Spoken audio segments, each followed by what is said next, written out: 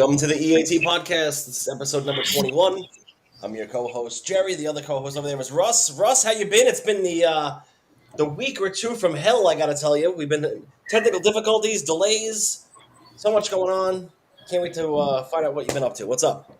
Well, in the immortal words of Bill O'Reilly, fuck it! We'll do it live! Just before we go live, I have a computer crash. I mean, it's unbelievable. Really, real life gets in the way, and it just takes over at the worst opportune times. As right now, I get a antivirus protection thing on my computer. This is fun. Yeah. Oh, man. Well, all right, so we're back at it.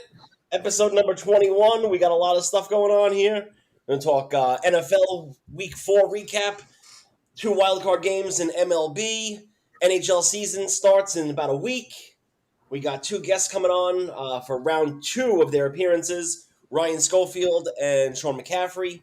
They'll both be joining us very shortly. One is a Cardinal fan, so Ryan, I'm going to apologize now for your loss last night. It was a hell of a game. It really was. I didn't expect for it to end the way it did, but it was great. We'll get into that in a few. And then Sean's going to come on. Sean is a published author. He has a book on Amazon about the Rangers and their rank of honor. We're going to get into the NHL preview with him as well, with some current event news, starting and stuff. Hey, Russ, Conor McGregor threw out the first pitch at a Cubs game a few weeks ago. And I got to tell you, it was something. I don't know if these guys get a phone call and they go, hey, you want to throw out the first pitch of the game? All right, be here this date and time. We'll give you a ball and you go. And these guys just go, oh, yeah, it's easy. We're going to do it from 60 feet and we're good to go. Yeah, what amazes me, I played baseball all my life, and I can't for the life of me understand it. How the fuck can someone not throw a baseball? Just throw it, I mean, you got Conor McGregor, who we're going to play the video clip for you in 2 seconds. I don't even know what the hell was going on. And I don't want to hear that he has a broken leg or whatever, because that's not an excuse. You could throw it flat-footed. Gary Delabate from the Howard Stern Show, Baba Booey, is one of the all-time classics as well. And I think that these two, after looking up bad first pitches, you got to be 1 and 2, no matter how you're putting them, 1 and 2. I didn't bring up the Baba Booey one because actually it's not 1 and 2. I got a couple more that are worse, but play the Connor video. So this was Connor's. I don't know why I couldn't find one with sound, but this is a hell of a first pitch. And he went on to say, because people compared him to 50 Cent, and it was horrific. But I got a couple others here that were quite horrific in their own right. So here was the 50 Cent one that he got mad that that was. I don't even know where the hell that one went to. And then this poor schmuck of a lady here. This was, I guess, the Royals game. It didn't tell me who she was, but next time the fucking cameraman will get the fuck out of the way. But where is she throwing it to? That other guy? I don't know, but my all-time favorite. You need the sound for this one here. Well, they have sound with it, so this was my all-time favorite first pitch. See if you can get the sound going there, buddy. No, this thing. But no, I don't. In the junk. Oh! That's probably the worst first pitch of all time. Wow. I'm sorry. That one took one right in the nuts. So. You know what? Go back to that one. Let's go back to that one again. I might have the sound for this one. All right. Catching his pitch is the former chairman of the Jimmy Fund, Mike Andrews. By the way, I found out how to fast forward and slow down the video. All right, Jordan. Yeah, fired in there, all right. Right, the camera guy's nuts. Oh!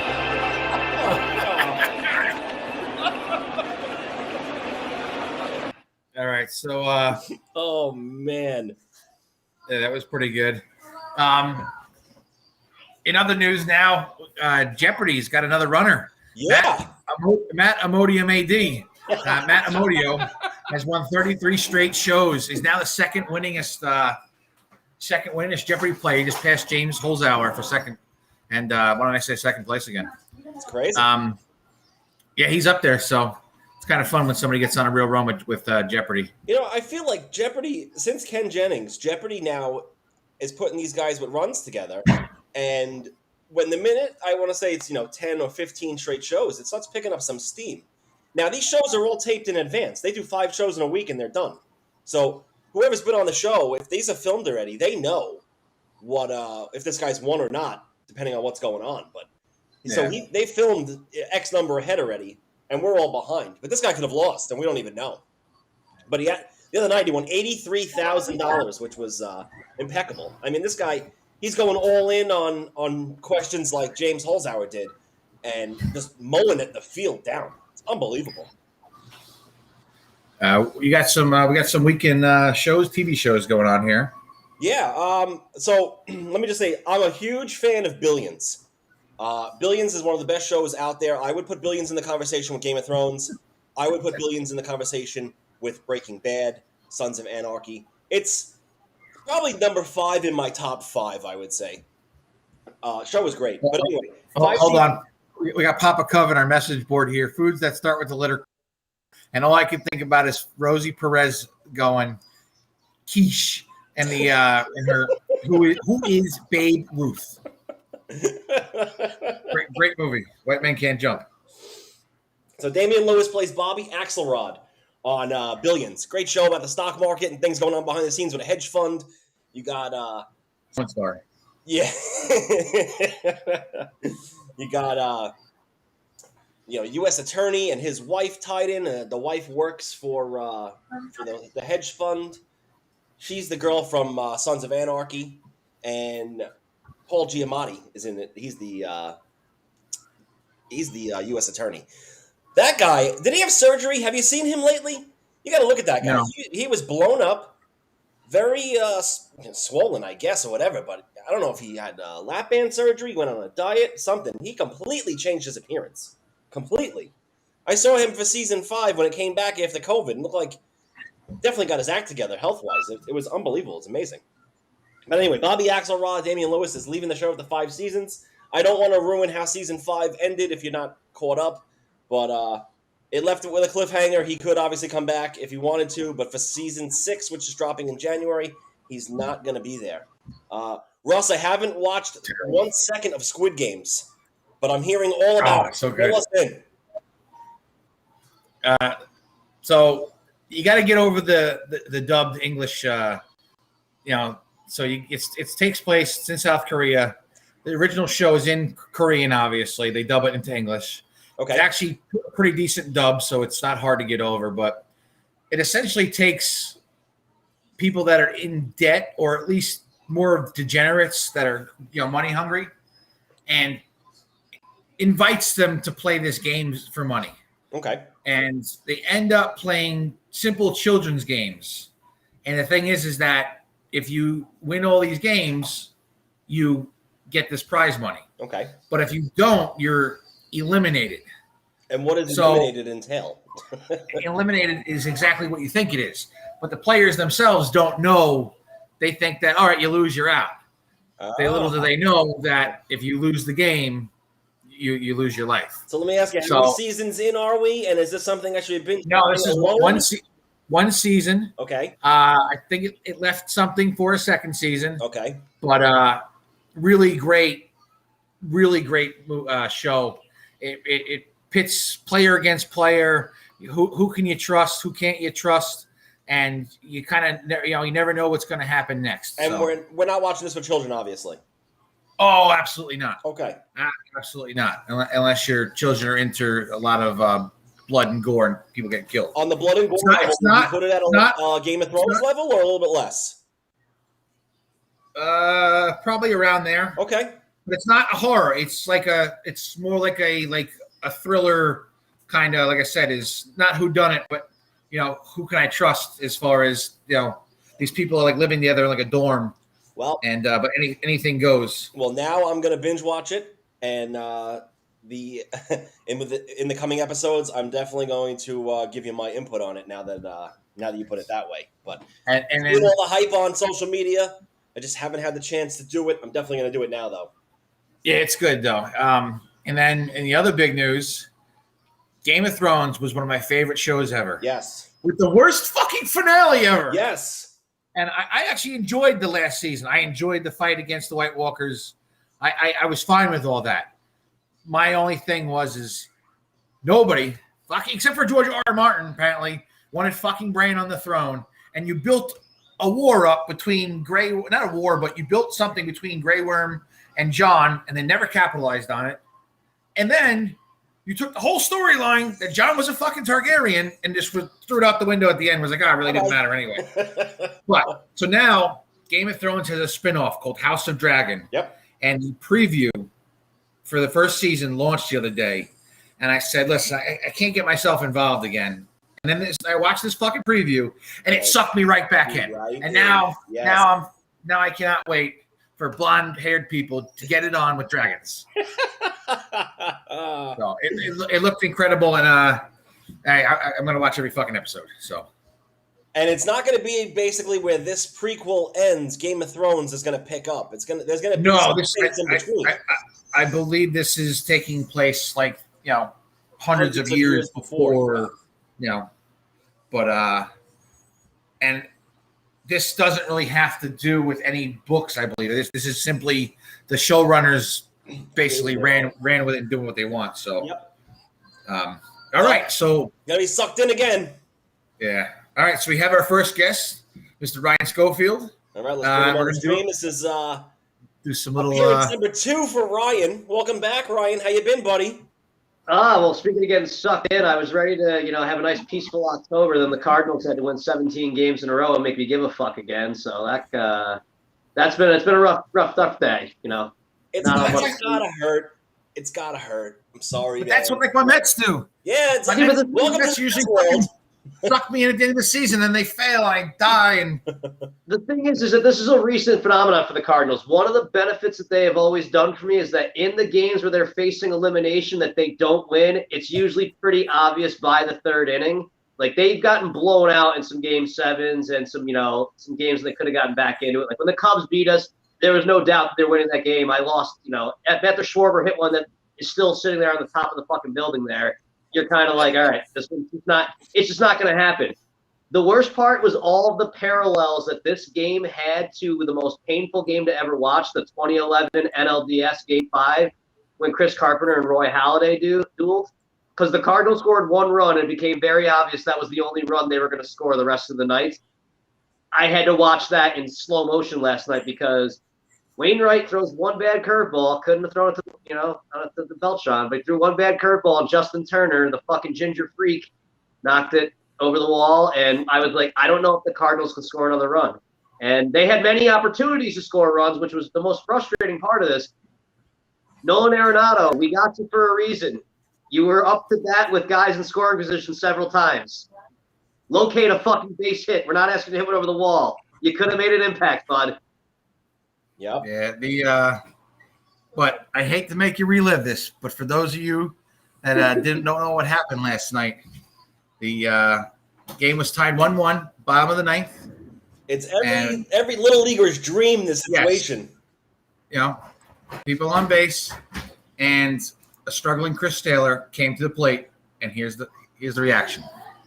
Let's get some sound on this. St. Louis with 2 outs in the bottom of the 9th inning. Chris Taylor, a struggling hitter. Dodgers trying to walk it off and go to San Francisco. Reyes fires. Swing and drive. Deep left field. This is walk it off.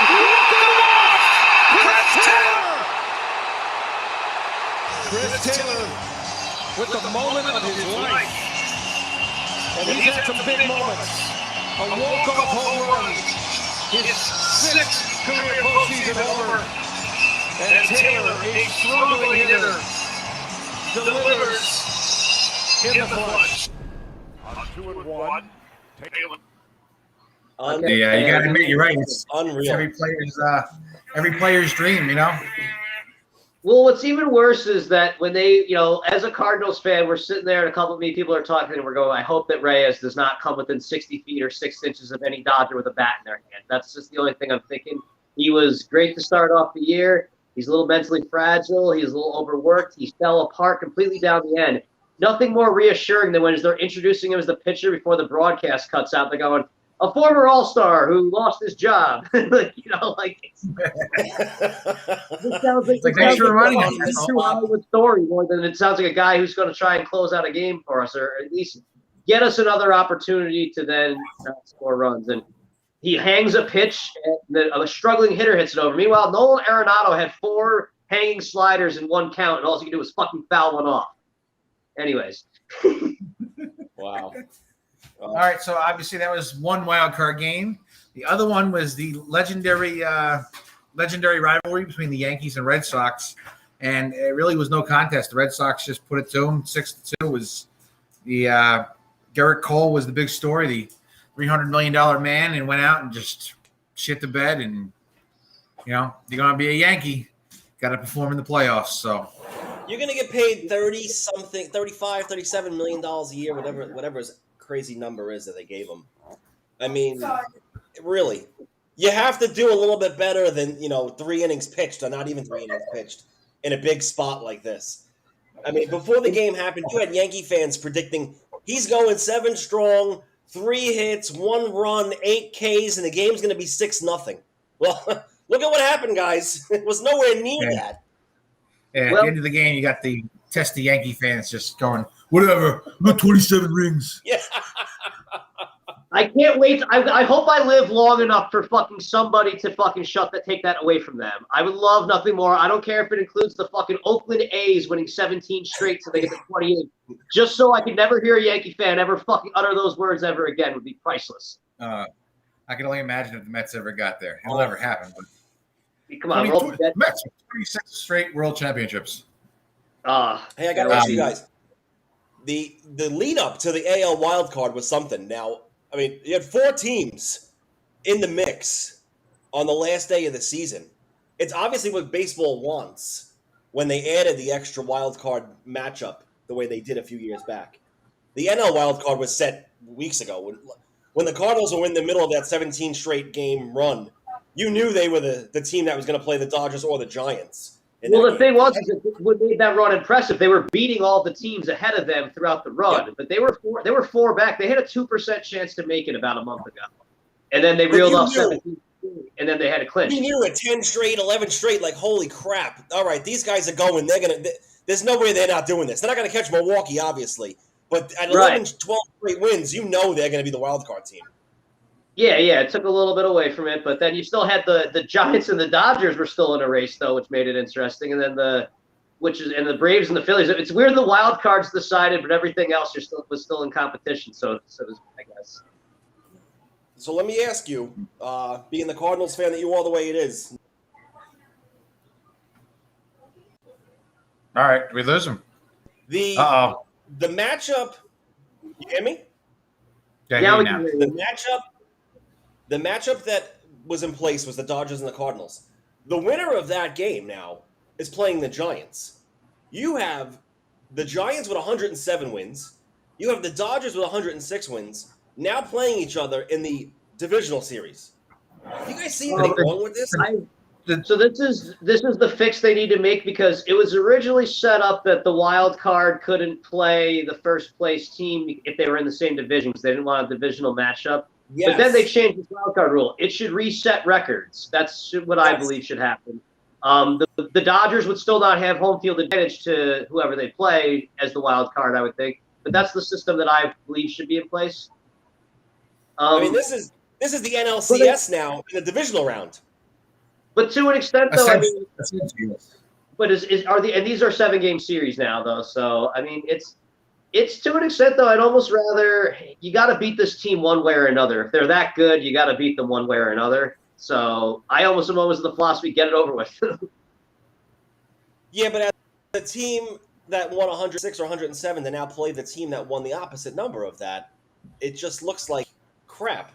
You're jumping the gun by a series, and you're giving the other teams that won 90 and less than 90 games, not a free ride, but a less difficult path now to the NLCS to play one of these mega teams. It is a less difficult path, and this will be the only time that this would ever happen. I mean, it always has to be that they're in the same division. You could have settled this in the regular season. You had 162 games, and you had 19 against this team. You've lost all reason to complain, as far as I'm concerned. Okay. As an outsider looking at this, and as a baseball guy, this was the NLCS matchup I would have expected from people, not a divisional round matchup. And I'm wondering, with the labor agreement coming to an end, and possibly renegotiating terms of a lot of different things, whether it's the universal DH, whether it's maybe an expanded playoff team or two, if this might be in the conversation as well now because of the way this. And again, this could be a 4-0 sweep. This could be a 7-game classic. This could be the best series of all time for all we know. But for this to happen now, I think it's a bad look for baseball. It's a 5-game series. This is an unforeseen circumstance. I mean, you can't, there's the, unpredictable. The idea that, okay, we're ever going to have it be, okay, let's just say if it was the Dodgers had 106 and the Braves had 103 wins, are we going to be complaining about it so much? How often do two teams in the same division have this fucking record? Usually you win 106 games, you win your division. It's a very, very big anomaly that is, unforeseen. And Russ, you were saying these are 5-game series; they're not 7. I know. So I'd rather see the Dodgers and Giants in the 7-game series. So it does kind of fuck you up that it's such a big matchup and it's a short series. Yeah. Personally, it's not even 7 games; it's only 5. I know. I think all baseball should be 7-game series. You only have basically 2 rounds to play to get to the World Series. Just make them damn 7-game series. I agree. I was unaware of that because I kind of just, last year, I just kind of was out on. I don't want to say I was out on baseball, but it wasn't the same. I just kind of I watched the Cardinals lose to the Padres. That was it. And then I follow along, but I wasn't game to game as much. But I didn't realize that this series, because every year has had different rules than the year before, and next year's going to have other rules. If there is there's a decent chance baseball ends up in another fucking strike coming up. It's possible. I would not be shocked if it happens. I'll just say that much.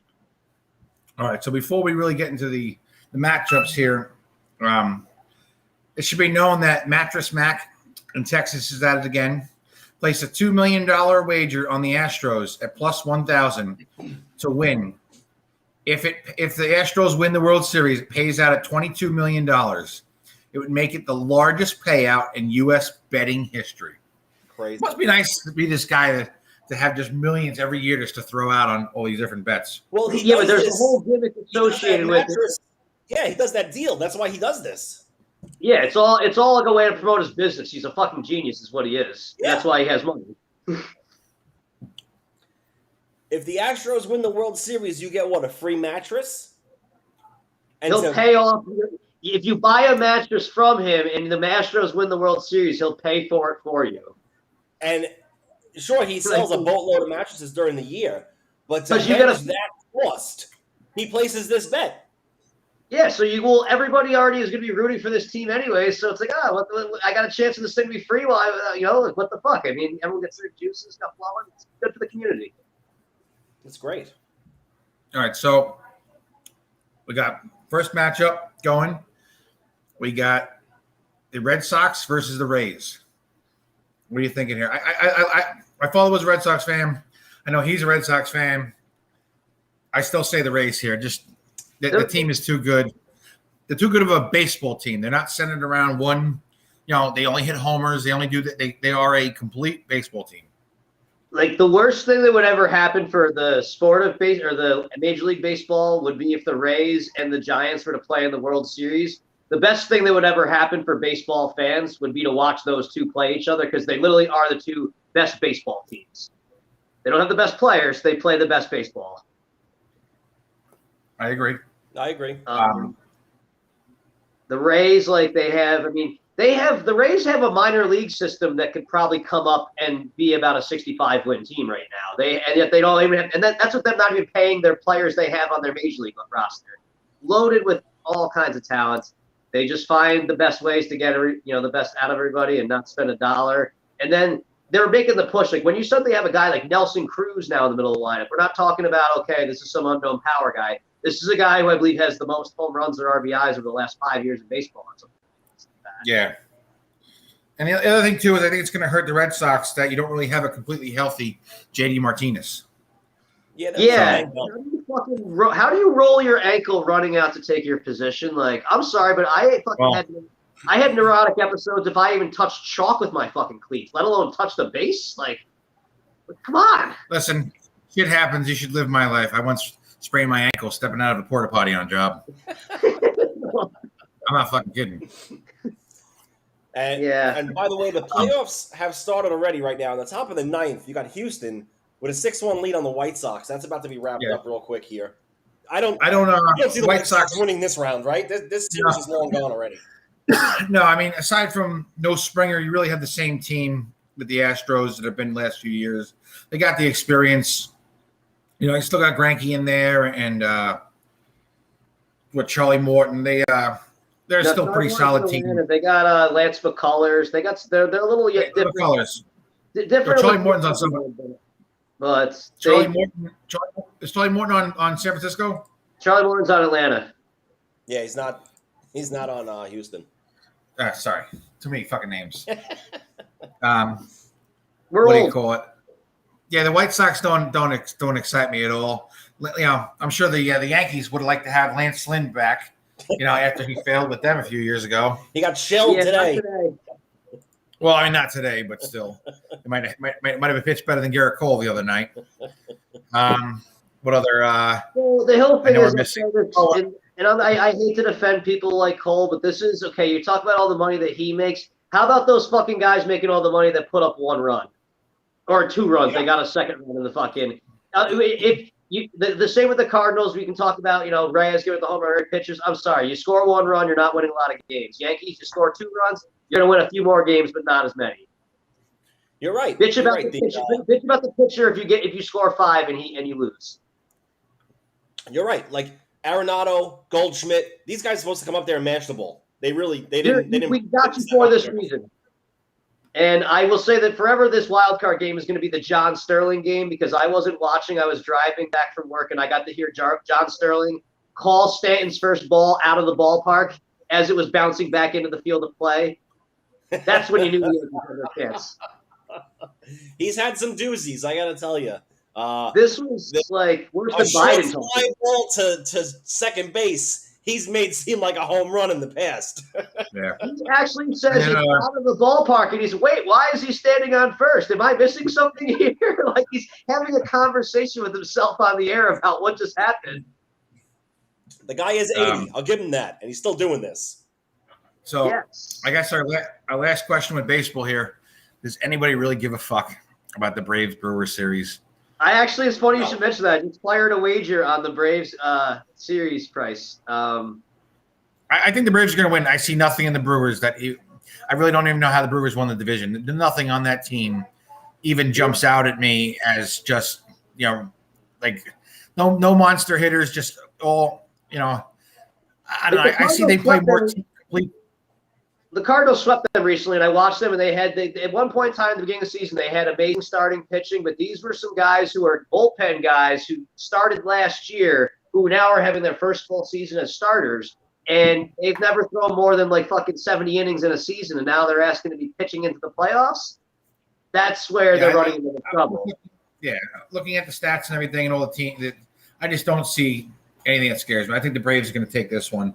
Austin Riley had a monster year. Ozzie Albies too. I mean, Duvall, yeah. I mean, listen, the loss of. Then you look at their numbers and you're like, oh, he hit 35 homers. Okay, like. Yeah, the loss of Acuna was big, and I thought they were going to tank, and they did pretty well for themselves. They certainly tried, but the thing was that was a division of going, who wants to fuck this up worse? And honestly, if it wasn't fair, if Bryce Harper could have gotten a little help, maybe the Phillies get there. But, I mean, the Nationals, I mean, I'm sorry, but if you were ever in a fantasy league and the trade that the Nationals made to the fucking Dodgers ever happened, you'd be out of the league that year. You would cancel. You'd be like, I'm quitting. You just, the worst team, the fucking best team, their 2 best players, like, that's, and then now just rides out, you know, like, I don't know. Think about this. The MVP finals this year are going to be 3 out of the top 5 guys are going to be Juan Soto, Bryce Harper, and Trey Turner. If only they ever played on the same team together. Oh, Yeah. They did, right? Yeah, they did. They did. Which is That's the funny you joke. mentioned. That's the joke. Funny you mentioned Juan Soto. He was at the game last night with the hitting coach. Yeah, sitting in the front row behind the plate, He was- and they gave Scherzer a high five after the game was over. Based When's on the way last that time you've seen that happen?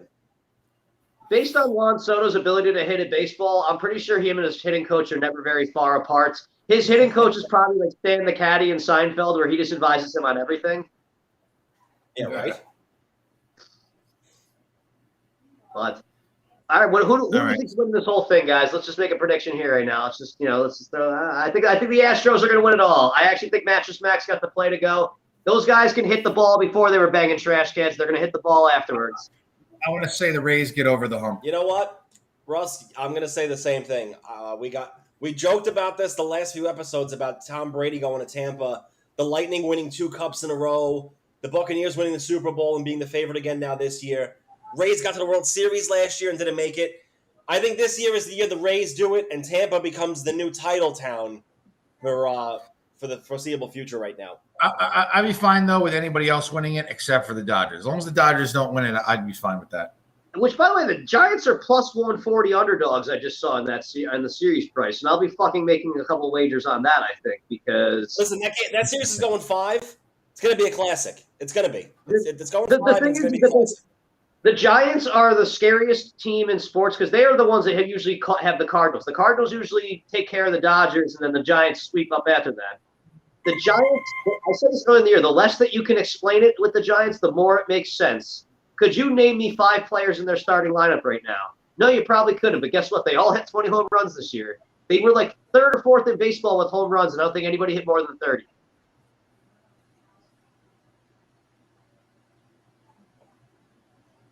Is it frozen? No, it's not frozen. Oh, it's just him. I thought he was just giving me the evil eye for a second. Oh, I'm here. Okay. I was just like, wow, he does not like my take right now. No, we're not going to have enough time for Sean tonight, so we're going to have to. All right. He can only do it to 8, so we're running. It's already 1:45, so.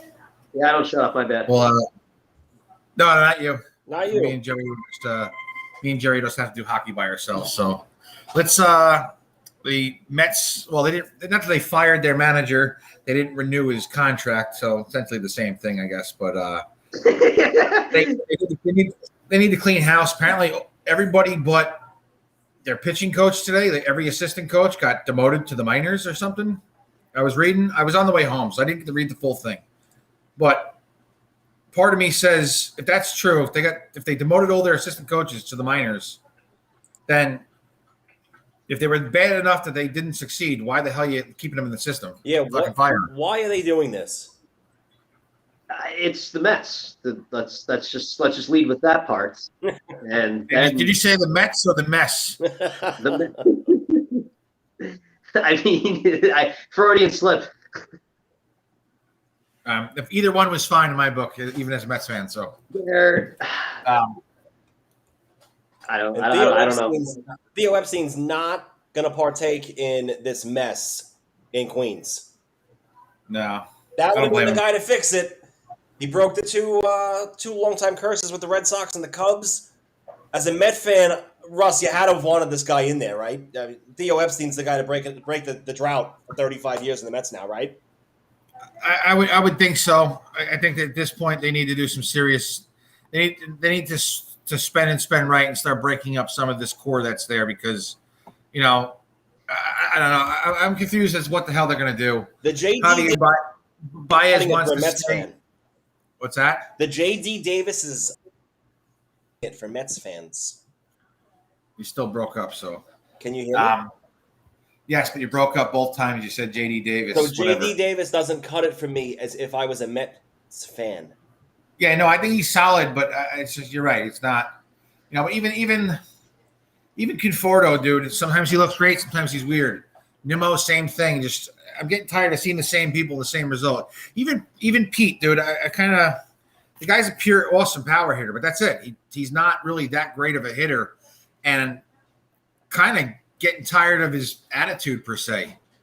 Put on a big smile. We're gonna go play, and listen. Ever since he made that fucking stupid comment, they went on a massive losing streak and out of the playoffs. And it's all of them, even the thumbs down.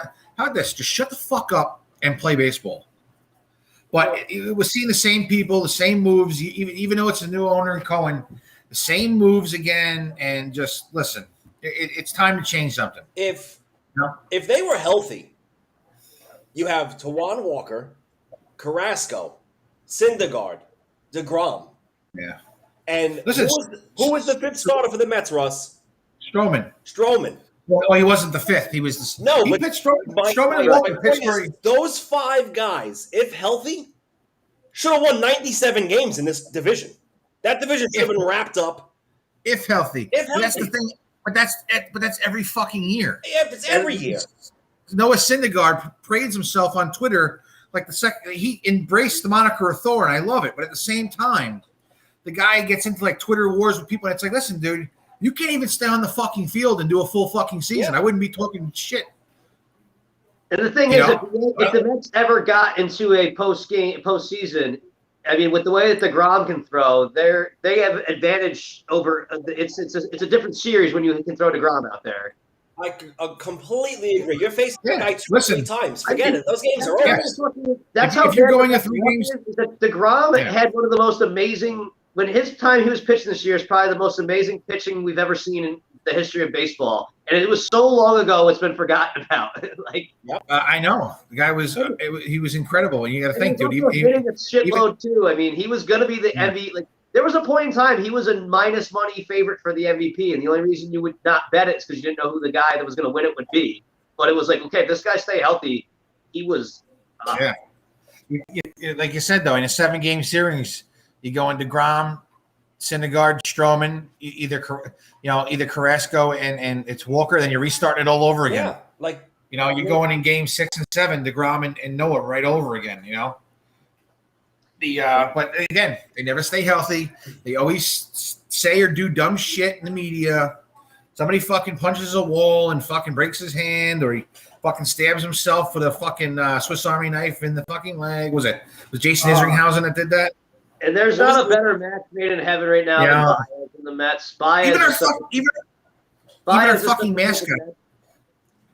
our fucking mascots can't stay out of fucking trouble. Which I do. I have a sticker on my hard hat of the fucking Mr. Met giving the fucking finger coming around. Classic. But even our fucking mascot can't stay out of fucking trouble. So I'm just tired of it. Listen, it's a clown show. It really is. The GM's getting arrested for drunk driving. Whether you're guilty or not, just putting yourself in that situation is not good.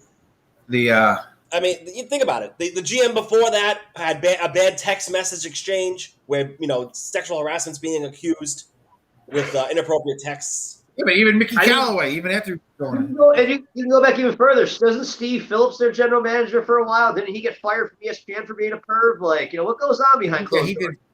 He did something, dude. Yeah, it's Steve Phillips. It's a clown show. It really is a clown show.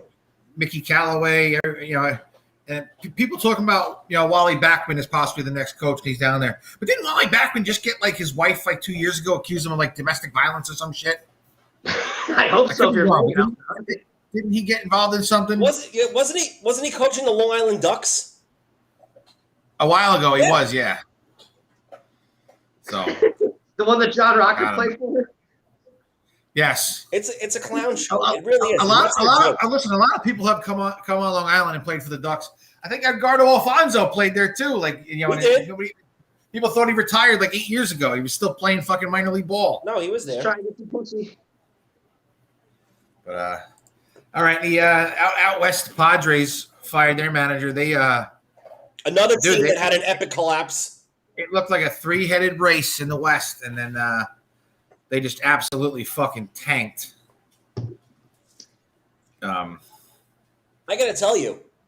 I need a new fucking chair. This chair kills my back every week. The Blue Jays and the Padres are teams that are being built to compete with these big boys the next couple of years. You watch. Well, the Blue Jays, what was it? First time in a while or whatever, it was 4 players over 100 RBIs or some shit. 2 guys had over 40 home runs.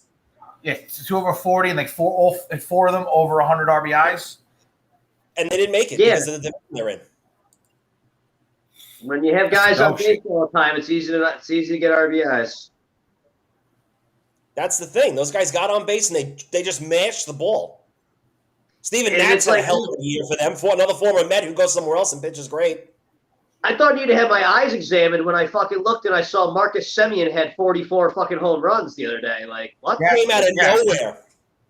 He was the guy that he was the guy that if you got an injury in fantasy baseball 5 years ago, you picked him up off the waiver wire and put him in as your shortstop because he at least got a couple. Because he played 4 positions. Like, all right, now like last year, I remember sometime I was an MVP candidate, and I was like, yeah, okay. Then I looked at his numbers, like, fuck, he kind of is. But then this year, he's an afterthought out of all that, and they got a little while going forward. That they are building up towards some, especially because Vlad Guerrero is only getting better. We were talking about this today. Someone was saying, wow, he gets to learn everything with his father. It's like, no, correction. Nobody taught Vlad Sr. how to play baseball, therefore he can't teach you how to play baseball. But what he did is he hired the best people to teach his son how to play baseball. Yeah. Vlad Guerrero can go out there and go, yeah, do what I do because you just can't. I'm looking at the Blue Jays stats right now. I mean, you had Vlad Guerrero, 48 home runs, 111 RBIs. You had Marcus Semien, 45 home runs, 102 RBIs. I don't even know who this is. Toscar Hernandez, 32 home runs, 116 RBIs. Bo Bichette, 29 home runs, 102 RBIs. What did you say, Boba Fett? Yeah, Bo Bichette. Dante Bichette's kid. No, he didn't. That's how old we are, Russ. We got guys now that were legends when we played or all-stars when we played. I know, but I don't think kids now are all-stars. I don't think you caught what I said, though. I said Boba Fett. No, I completely missed it. But you got those guys putting up monster numbers. You got Springer, who was lurking in the background, only played 78 games this year, hitting 22 home runs. If that guy was healthy, he probably would have hit 40 as well. Yeah, he's another one that he wanted a big contract and didn't really deliver this year. I still would have took him. I still wanted him on the damn Mets. Yeah, why not? Trying to look up prop bets for the fucking Rams Seahawks now. I forgot it was totally on. I took the overs on Robert. I got Robert Woods over 61.5 or 63.5 receiving yards and over 21.5 for his longest reception. Seahawks are bound to give us some big plays, and I think they might key on Kupp a little more. Woods hasn't had the breakout game just yet. Ryan, you missed our episode a few weeks back where I picked the Rams to win the Super Bowl, and Russ almost lost his shit. So as I go on, is that it's just really funny is that I'll start having a better grasp of the NFL coming around week 8 or week 9, but it is hilarious how much you listen to people talk before the season start and how little they know, and then how. And I'm not saying that you don't know what you do, but like everyone looks like a genius for a couple of weeks, but it's like okay, like I was here in Tampa Bay was never going to lose again, and they were almost 2-2. Yep. So it's a long season, and again, this game is just decided by field goal kickers and referees at this point. So just good luck. It's what now you got Russ looking at these prop bets in this game. It's so like unfathomable to me, like literally like Aaron Rodgers the other day, like when people are saying beforehand that you gave him 37 seconds, you gave him too much time. Did we? Like, is it so inexcusable to not stop this person from how is it that these guys just can't go down the field every fucking time? But then the last drive of the game, it's just like, all right, yeah, we're gonna call these 2 plays. We got this. Like, is it that they saved those 2 plays just for that moment? I can't. It blows my mind, but I still can't believe that Bill Belichick kicked that field goal because not the idea of that. Okay, giving Brady any time. It's just that you counted on a guy making a 56-yard field goal in the fucking rain, Yeah,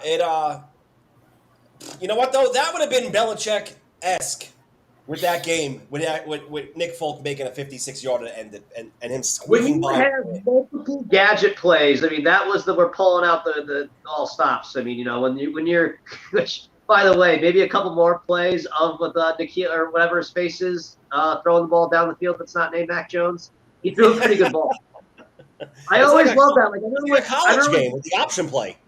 Like I remember, like with Jarvis Landry one time, he threw a touchdown pass to Odell Beckham. It's like, do you think that maybe they should just have him throw all the deep passes because it looks way better than Baker Mayfield? It's like, All right, I'm matching you. You're Robert Woods over 16.5 yards.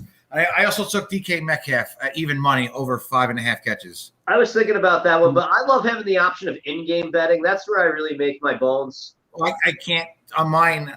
I can't do in-game. I can do in-game for football, but only basically team total and over underscore or money line. And I'm a player. I'm a player bet.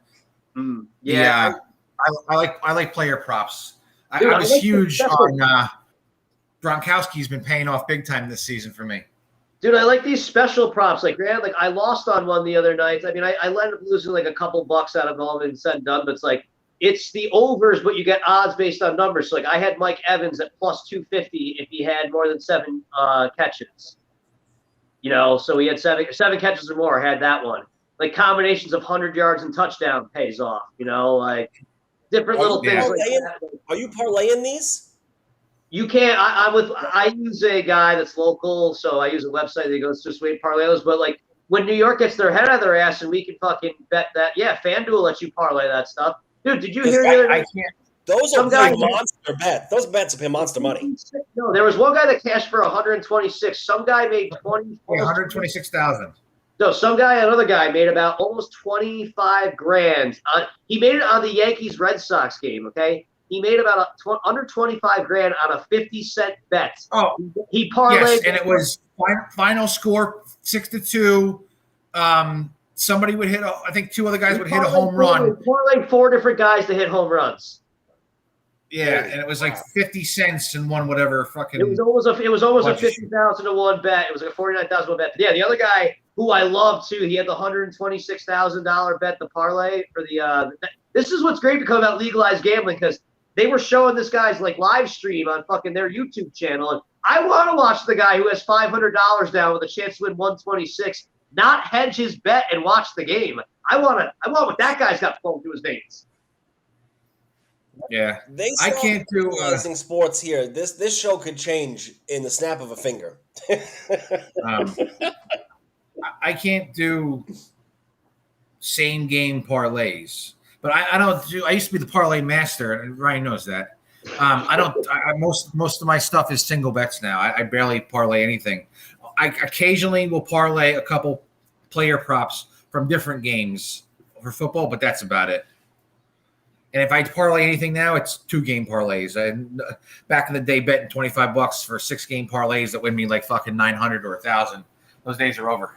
Yeah, I mean, every week I'll throw in at least one lotto ticket, as I call it, where it's a couple of underdog or plus money bets that I'll parlay into one. And that's just kind of like I get so much enjoyment out of oh my God, like there's a moment in time where all 5 of these are winning.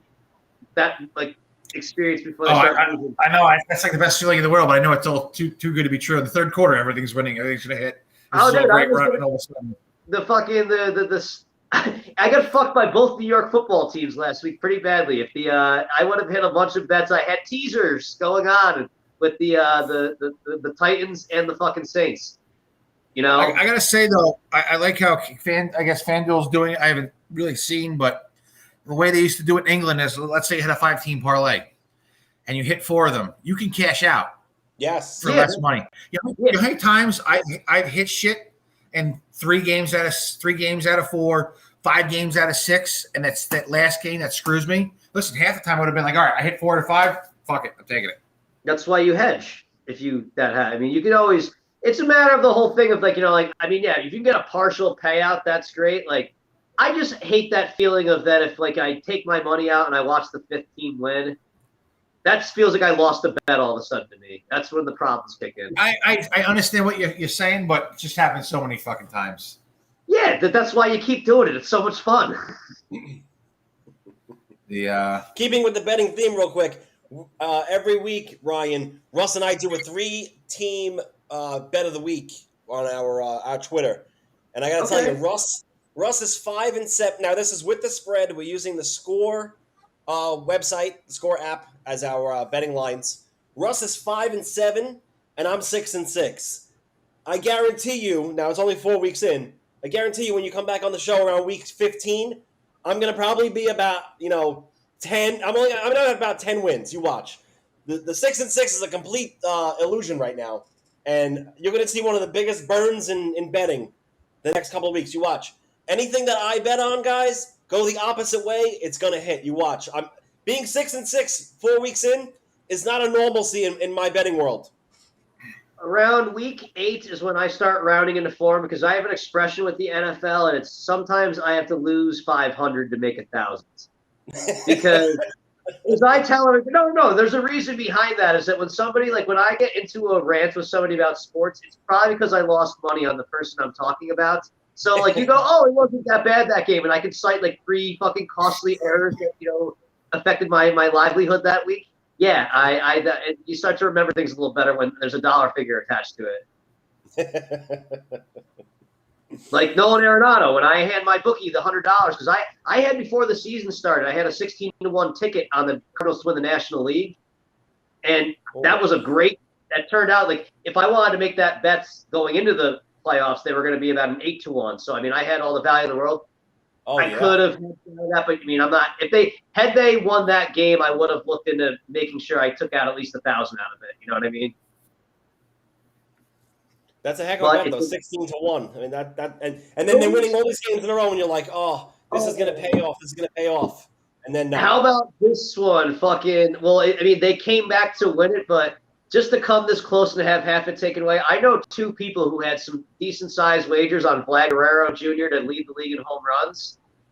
We tied, so you get paid half the money. So it's like, wow, I hit a $4,500 bet or plus 4,500 bets, but I only get half of it because some other fucking guy and the guy who fucking had Salvador Perez to lead the league in home runs. Oh my god, he lost out a lot of that preseason. Probably like in the freaking 100,000 to freaking probably lay 100 to win a fucking 10,000 or something like that. Ridiculous, like. I mean, the guy never hit like he was a catcher. I mean, I don't even know if they post odds like that. I would think Gary Sanchez would be a guy in that conversation, but not Salvador Perez. Well, I mean, you probably have to find a real degenerate place to even list a guy like him because they usually like a lot of places. No, I'm serious. A lot of places will list like 30 or 40 names, and then they'll just do other, and they'll just have something on there. Like, I mean, you have to find the real. I got to go to some real seedy places in Vegas and the actual people take a bet on, yeah, I fucking Adam Duvall or something like that, like these random, names. Hey, Russ, what are your real quick? What? Before the NFL Week 5 starts, do you have any surprises that have happened through Week 4 that you want to comment about? Yeah, I'm surprised at how well the Panthers are playing. Okay. They've done pretty well, and now they just upped their defense with getting Stephen Gilmore from the Patriots. And the Bengals 3-1, playing pretty good. Yeah, no, I mean, Joe Burrow. One of those wins was against Jacksonville. I guess one of the Carolina wins was against the Jets. So, but I think they're playing pretty well. You learn how to win, and I was a little leery of this, but I had heard something that Joe Burrow wanted to run the same offense that he ran in college. He wanted to be able to spread people wide and call plays to the line of scrimmage, and it's like, well, with no offensive line and only like 10 games under your belt, maybe that's not the best idea. He looks very comfortable out there. Him and Jamar Chase are literally running some of the same patterns they ran at LSU. There's like little videos, mashups of them, and the play that got them into field goal range to win that game, that was him calling a play at a line. He audibled and called that play and drew it up. They're not going to be the playoff team or be a threat to win anything this year, but the Bengals are a team that I would not like to bet money against, and I'm looking at everybody that's watching this podcast that's thinking, oh, my God, Green Bay -3 is a layup this week. That's a scary bet. Watch out. Yeah. Yeah, both Green Bay and Cincinnati, 3-1. And as I asked people on this one, because I had somebody text me and say, wow, the Bengals are only getting 3 points, or the Packers are only given 3 points. How the point spread works, that means if this game was being played in Lambeau Field, the Packers would be a 9 or 10 point favorites. They would not be a 9 or 10 point favorite against the Bengals. No. I can tell you that much because the Bengals were actually a favorite. If you look at it, they were only catching 2.5 in Pittsburgh. Pittsburgh goes to fucking Green Bay the next week, and they're only catching 5.5. That means there's a lot of value in that line. I don't want to get into the X's and O's of it, But if you just follow the number that way, that will tell you that Cincinnati is a good bet this week. Yeah, Fuck. definitely a bunch of good matchups. I'm not ready to I make. probably would have looked at this and went Bengals Packers -3. All right. I'm not ready to make my picks yet for Sunday morning, but I'm looking at the games now. You got a bunch of good games to just watch, not even just bet on. But tonight's game, LA and Seattle look good. Green Bay, Cincinnati looks like it's really good. Browns Chargers looks like a good game. Yeah. Bills Chiefs. Bills Chiefs. Russ, You got the Colts on Monday night against Baltimore on the road. Yeah, don't remind me. What's it like having a redheaded quarterback? Actually, the funny thing is, it hasn't been him. It's strangely been our line. Now we lost Quentin Nilsson. You can never tell that we had one of the best offensive lines in the league this year. They look terrible. My thing is that I don't think that, and I got picked up on this watching the Amazon series when he was on the Eagles. I don't think that his teammates like him, Carson Wentz. So that's why the offensive line is not looking as good, because they're not willing to go the extra mile for him, I think. I don't know. He actually seems like he's been playing pretty tough and hanging in there, and he hasn't made a lot of mistakes at all.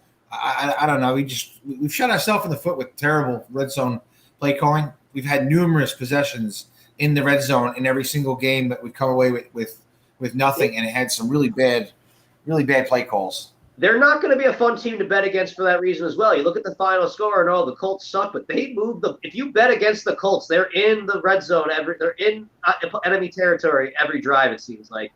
And if Jonathan Taylor can what the hell happened to him? If he can get back to being like, as a fantasy owner of him, I'm like pissed off because all of a sudden I start seeing fucking Hines is getting the ball and Marlon Mack. It's like, no, give it to Taylor 25. Well, Mack only got a little bit, but Taylor got it. Taylor got a good the other game and had a couple really nice runs. And yeah, for a guy that had 1,000 yards last year rushing, you want more. We haven't been running the ball a lot.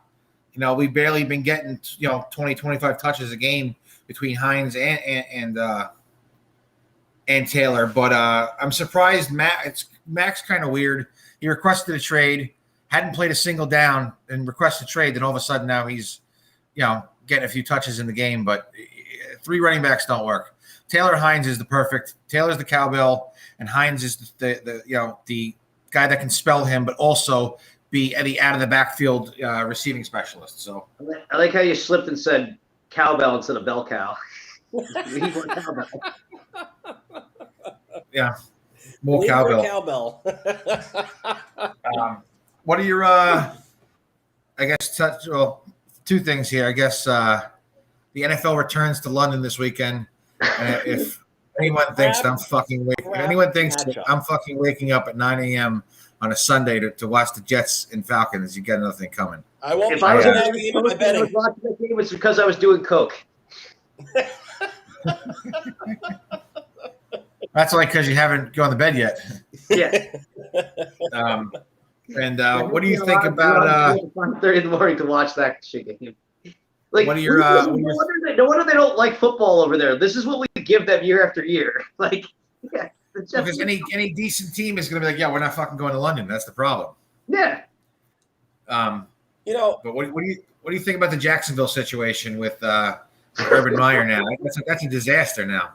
Another clown show. Like I said about the Mets before being a clown show, Jacksonville is another clown show. I mean, it's like I just like the don't lie to me. Don't shit happens. If you just said, hey, it happened, but when Urban Meyer pretends like I don't know what that woman was doing. Like, yeah, I don't know. I never know why fucking skinny hot blondes decide when I'm sticking my finger in their ass that they want to fucking dance.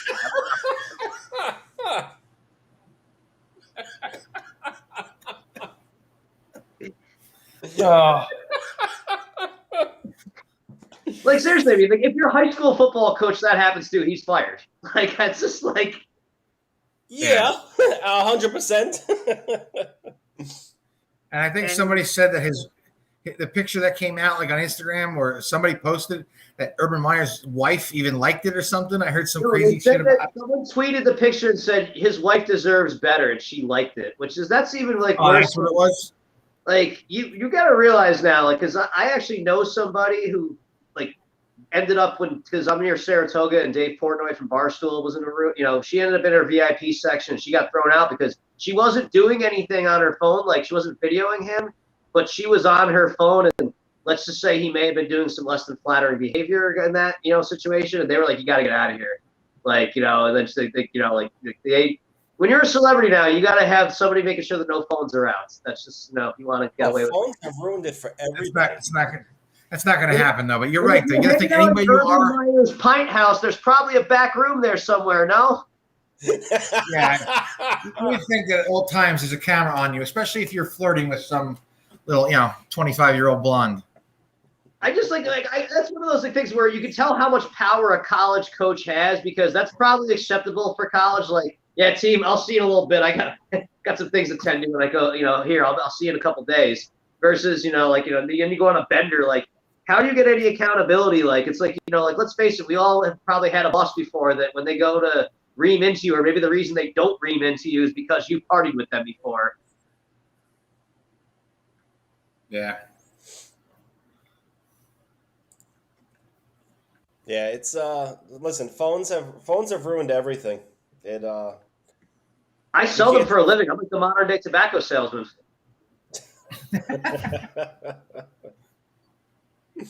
Hey Russ, what was the Atlanta Jets joke you had real quick before we get Ryan out of here?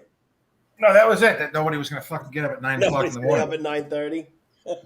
I have this sickness that I wake up anyways, and what's the gentleman like? If I just put a $20 bet in there, I don't even need to get coffee. I'll just be good to go for the day. All right, Ryan, we want to thank you for coming on, buddy. Love you guys. Having me. We'll see what happens with the playoffs here, and hopefully maybe we'll have you back on again for a MLB season preview in the spring. Maybe after Robert Woods catches that fucking 70-yard touchdown, you better believe it. I'm down with that one. So, all right. Have a good night. Thanks, Ryan. Thank you, guys. All right, give me 2 seconds. All right, let's reset the show here. Reset the show. I got to reset my fucking back. We didn't get to Sean, and I want to apologize for that. We had Sean scheduled to come on and talk about the Rangers and the NHL preview, which Russ and I will get to now. Sean also has a book out that's on Amazon. You can order it. It's called The New York Rangers Rink of Honor and the Rafters of Madison Square Garden by Sean McCaffrey. It's available on Amazon for $19.94. Great year. And wait. Before I need a break for a quick second. Before we go to hockey. Okay. Let's go to our old friend Ryan Pawlowski. He let out a new video. He let out a new video of some kind of basically a collaboration here. So let's give him some spotlight here. Put this out for a minute.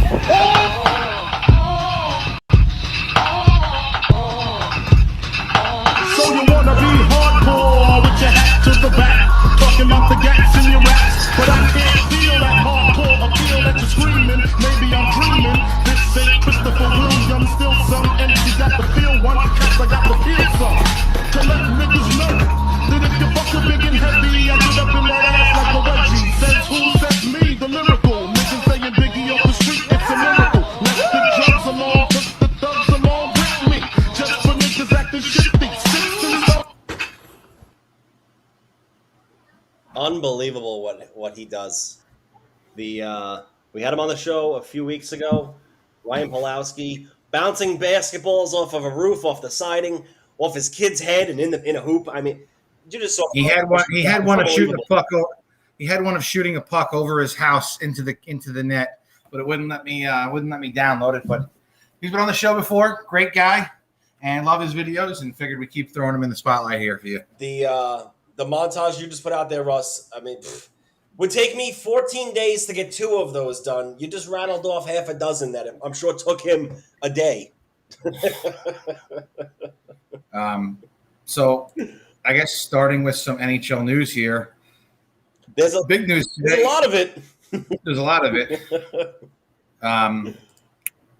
Big news, I guess, is that came out today was Carey Price is taking a leave of absence. He's entering the player assistance program. Which I didn't see that coming. No, so don't know what it is. Could be a mental health thing. Could be an alcohol thing. Could be a drug. Could be a number of things. Yeah. Could be a number of things. Painkillers or whatever. Just hopefully he's all right. But it's definitely a big hurt to Montreal. Don't know what's going to happen with them or how long he's going to be out. But I never heard anything like this come out of people about Carey Price. What it could be, don't know. But we'll have to see what happens. So I'm reading up on the the article from Carey Price leaving the team voluntarily to enter the NHL NHLPA Player Assistance Program. The Canadians indicated he'll be unlikely to be ready for the season opener against Toronto on October 13th. Their head coach said he was not doing well right now. The expectation was to ease him back into the lineup after he had off-season surgery to repair a torn meniscus. So right away when I see that, I'm thinking, all right, he probably had surgery, was down mentally, maybe a painkiller issue. It's all speculation, you don't know, but maybe the rehab wasn't working out the way he expected, and it isn't even a painkiller issue. Maybe it's just a mental issue that the rehab wasn't going out as planned, and he wasn't coming back as quick as he would have liked, and maybe it got to him. They are keeping quiet about it. Price's wife did put out a comment or a picture of the family and a comment on Instagram. Also, it's got to be known that, listen, he's 34 years old. He's been in the NHL for 15 years, all at Montreal. He's in the fourth year of an 8-year deal that pays him $84 million. He was the guy that basically led this team on the run they made to the finals last year. He was a big part of it. That team was down on its luck when they fired their coach and brought in Ducharme halfway through the season as it was, and then things turned around. But losing him before the season starts, it's not a good thing. You got Jake Allen as a backup, but Montreal's in a little bit of a hole right now. Who knows what's going to happen there. For anyone who's not on Twitter, Robin Lehner created a giant shitstorm over the weekend. I want to say shitstorm is an understatement. He accused Alain Vigneault of basically distributing prescription pills without any doctor's knowledge, just basically suggesting that they were just handing out these painkillers and all kinds of stuff. And he had an issue with them years ago, and credits the Islanders, I guess, helping him clean up and get his life back together. And I think right now, some people were thinking that he's going off the deep end because he's been open about his mental health issues. I think this is just a man that just wants the truth out there and doesn't want people to get affected the same way he does. I think that, it is common practice. It seems like that back in the day, you're supposed to be tough. Okay, here, take this injection, put this in your fucking knee. Your knee won't hurt, take these pills, and it has an effect. You hear about athletes all the time that they'd rather smoke weed than take pills because they're in so much pain weekly that they don't want to be munching on pills and get addicted and sit there and it affects their lives and their families. So it definitely caused a whole shitstorm, especially accusing a current NHL coach of this and wanting him fired. So the NHL Players Association apparently did reach out to him, but now nobody knows what's going on. So he did have a meeting with the NHL and the union a couple days ago. Haven't heard much from it except that the meeting took place. Listen, in his tweet storm, he claimed he had evidence. He claimed the Vegas Golden Knights were not a part of this. This is something that's going on with other teams. Pointed out Vigneault in a series of tweets, called him a dinosaur. Basically implied that Vigneault, I guess, is illegally doing this or is a part of this in some way. That's the connection. I mean, you could research who's on Vigneault's team now that came down the pipeline of Lehner, whether it was with the Islanders, with Buffalo, where he's been before. You could put the pieces together if you wanted to. I'm not going to do that publicly and say, his source must be this guy or must be that guy. But I'm sure the league is going to have a few comments it's going to want a few comments from Vigneault to find out what's going on. And when a guy puts out a tweet storm saying he has evidence, I don't think he's doing that just for show. You're not going to ruin your reputation by saying, "Yeah, I got a bunch of evidence on A, B, and C happening," and then there's no evidence to back it up. So his comments can't be taken lightly, in my opinion. Yeah. Also, Evander Kane. I mean, this guy. We talk about gifts that keep on giving. This guy is certainly getting into that realm of superstar on this show. First, it was the domestic abuse divorce issue with his wife, soon-to-be ex-wife, claiming all these things. Then it was that he was betting on games, which he's been cleared of by the NHL recently. Now, Evander Kane is being portrayed as somebody who might have produced a fake COVID vaccine card and not vaccinated before the season starts. I mean, it just keeps going on and on with this guy. Yeah, he's just, I think, digging himself into a deeper hole. It's just getting worse and worse. You got people on that team that have said, publicly or through other means, they don't want to play with him. They don't want him on San Jose. They want out if he's a part of it. When you got that kind of distraction in the locker room before the season even starts, can't be a good thing for the team. Mentally, and with team building and everything else that they got going on, what they do with their preseason road trips and everything. I know the Rangers do that. They were in Rhode Island a couple days ago. This can't be good for San Jose if you're a San Jose fan. The drama and the behind the scenes stuff that's going on with Evander Kane and the team here, it's not a good look. I kind of laughed. They did all this stuff to get Erik Karlsson, and they were supposed to get better, and all they did was just go to the shitter. Yeah, Karlsson and Burns were going to be the dynamic duo on the blue line, and that was going to push them over the top. And since he signed that mega deal there, Karlsson hasn't been the same player, and San Jose hasn't been the team they were expected to be. Yeah, it's a shame. Keeping up with NHL news, the Jack Eichel rumors are heating up, Russ. Teams now have access to his medical records. They've actually seen what's going on with him, where the neck issue is, the herniated disc, talking about treatment or rehab or whatever they're talking about with disc replacement surgery, whether they're using artificial or a bone itself from a cadaver. Something I'm familiar with, Russ. I've had the surgery myself. Had it a while ago. 4 screws and a plate in my neck. Rehab for me was 4 months. I had the surgery June 22nd. I know that it's a big day in my life. Wife's birthday. And had the surgery about 11 years ago. I was back to work by Labor Day, which 3-month rehab. I have full range of motion. Got a scar. Took a hip bone, piece of my hip bone, put it in. It's the same surgery that Eichel is rumored to be needing. As far as what they're going to do is a human bone or an artificial piece, the technology and surgery has gotten better as the years have gone on. I guess teams are going to discuss that with his new super agent, Pat Brisson, and they're going to see the idea of rehab and recovery. Also, though, Buffalo's asking price, Russ, it looks like it's 4 pieces to the puzzle. Whether it's a combination of NHL-ready prospects, NHL-caliber players, and or first-round draft picks. The number seems to be 4. What are your thoughts on that for a guy who's damaged goods right now? Nah, it's too much. It's too much. This is going to turn even uglier as the season goes on. If he was completely healthy, it's one thing, but to not even have him for this season and to give up something for him right now, it's a waste. The surgery's never been done with an NHL player before. So the physicality of the game and the banging around of bodies, the checks that you can put yourself in, the positions, the unexpected blindside hits and everything, it's not a good surgery to have. It's never been done. The recovery isn't going to be easy, and then getting banged around and making something loose or even further damaged isn't a good thing. When you have the surgery, it does affect the discs above and below the levels you're having done. When I had mine done, it was only C4 to C5.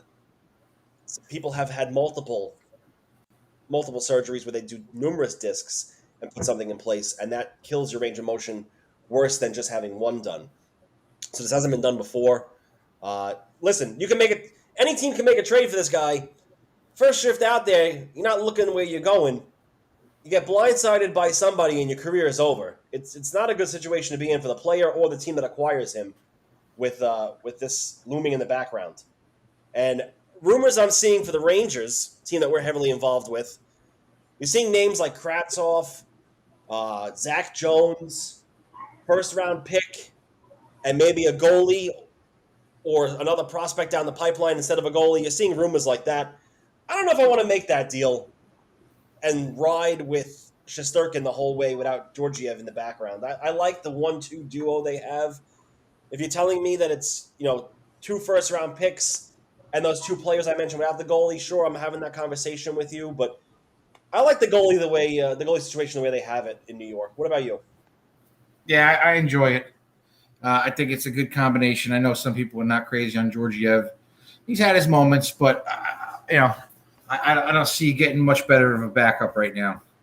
And I think Igor's going to play well. And then the whole contract situation with Eichel as well, just to keep going with him for a sec. $10 million a year. I mean, if you're retaining some salary, fine.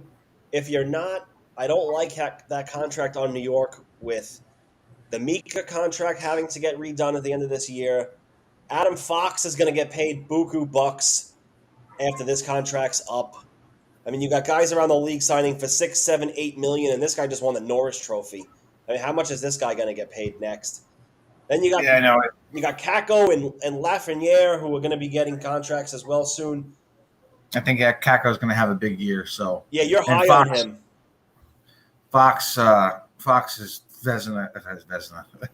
Fox's Norris came at the wrong time. It was way too early. Yeah, I don't know. I'm very excited for this year. There's too much to get into right now, but there is Jeff. Real quick, Jeff Gordon is going to be an in-studio analyst for the NHL Network this year. Listen, I don't think Gordon's going to work for a year or two in the league as far as the GM goes. I think what I know on the outside from where I live and how close he is to me and what I hear, he's got a kid in high school. I won't get into any further detail about that, but I don't think he's going to uproot the family right now with a son in high school who's not graduating for a couple of years.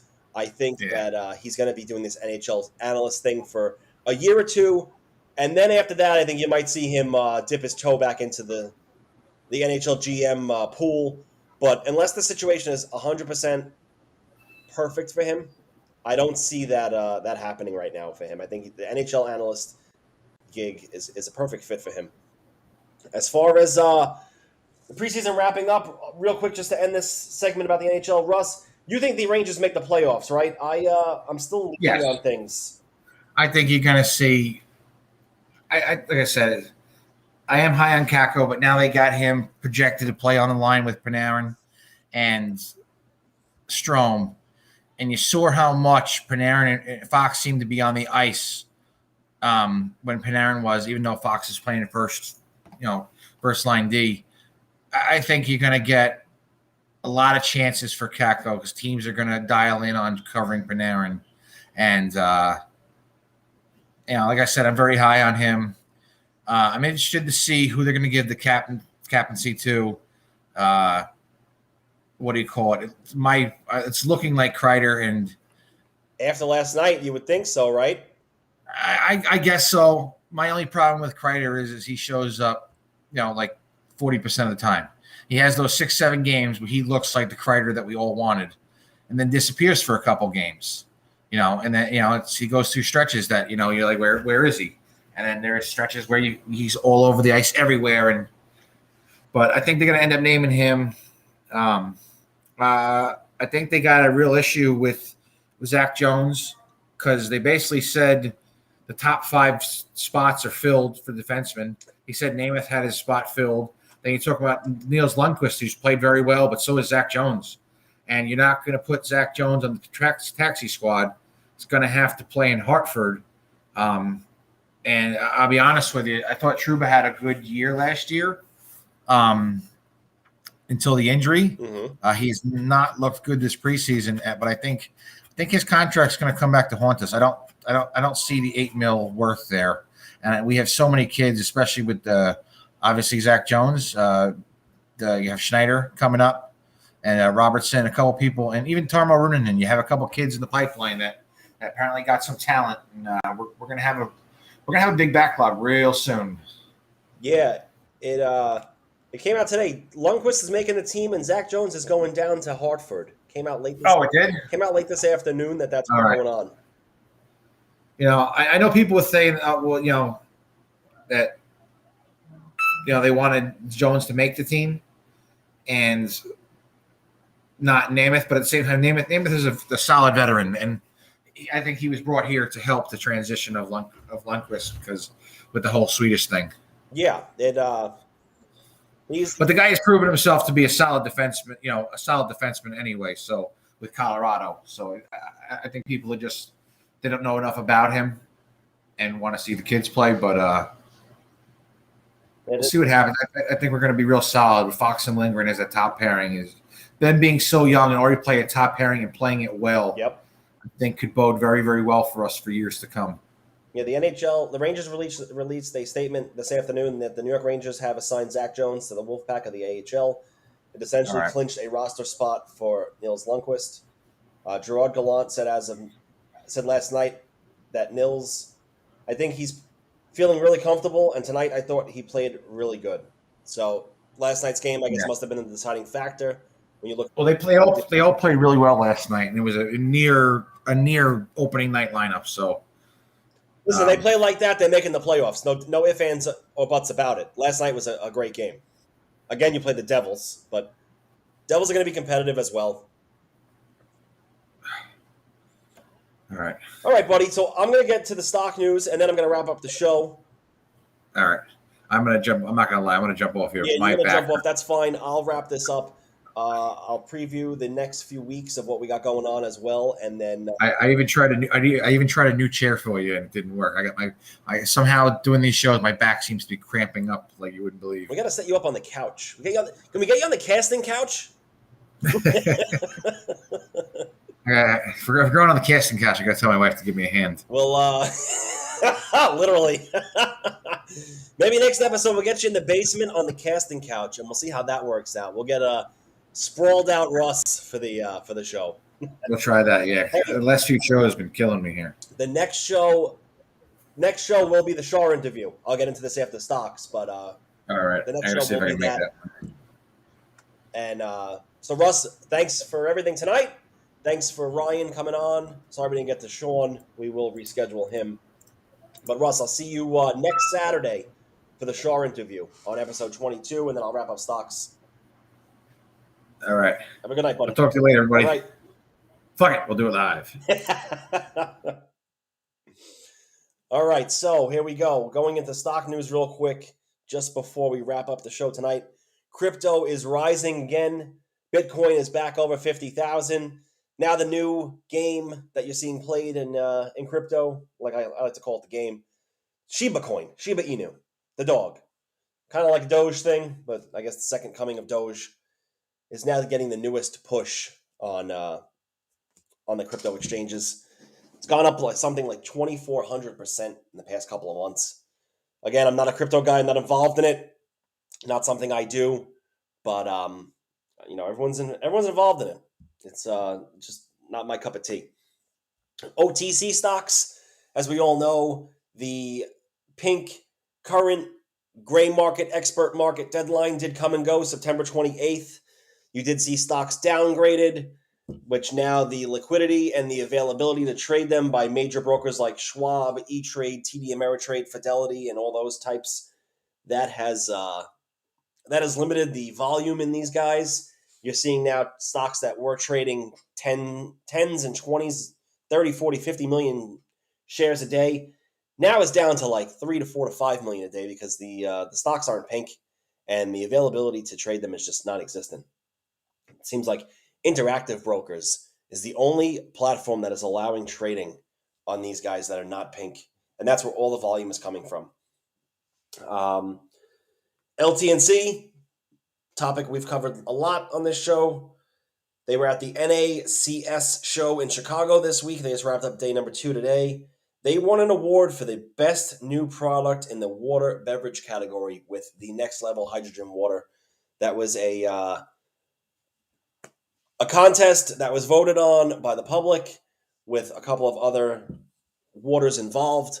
They did win. They are displaying their award at the convention, the conference that they're at right now.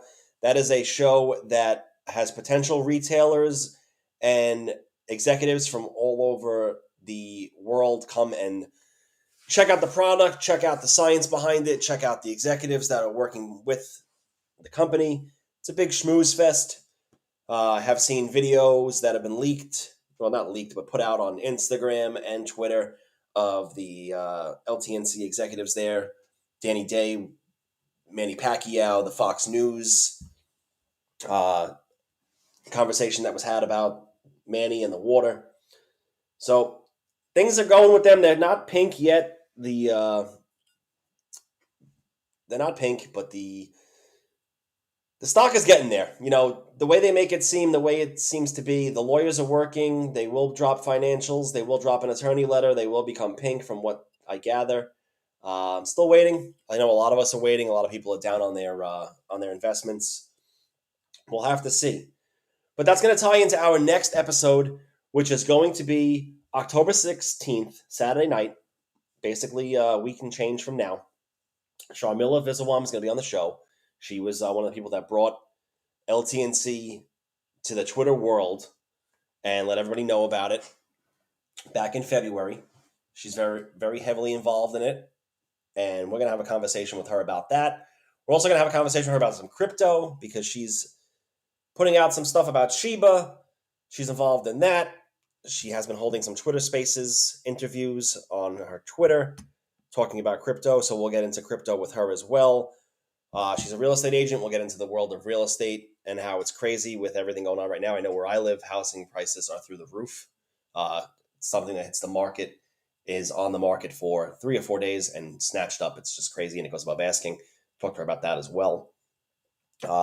Monday, October 18th, we will be doing another show. I will have a woman on the show. Susie Stocks will be on. She's involved in a couple of Discord groups that I'm in, works in the finance field, very knowledgeable about stuff that goes on that you don't really talk about when it comes to stocks, which would be balance sheets and behind the scenes stuff that she'll tear apart a balance sheet and tell you, oh, this isn't a good thing or oh, this is a good thing. I see this coming down the line, whether it could be an offering or something of that sort and nature. Very knowledgeable, someone I built a relationship with the past couple of months on social media. She'll be coming on to discuss a few things with us on Monday the 18th. Also, finally, in talks with a law firm that specializes in OTC stocks, market manipulation, and fraud. Been speaking to them the past couple of days now. They've agreed to come on the show, working on scheduling. I'm assuming it's going to be late October or early November that they will be on. Things will be announced with them shortly, but they'll come on. They'll do a couple of case studies on some fraud and manipulation that has happened that they've worked on. They're allowed to discuss.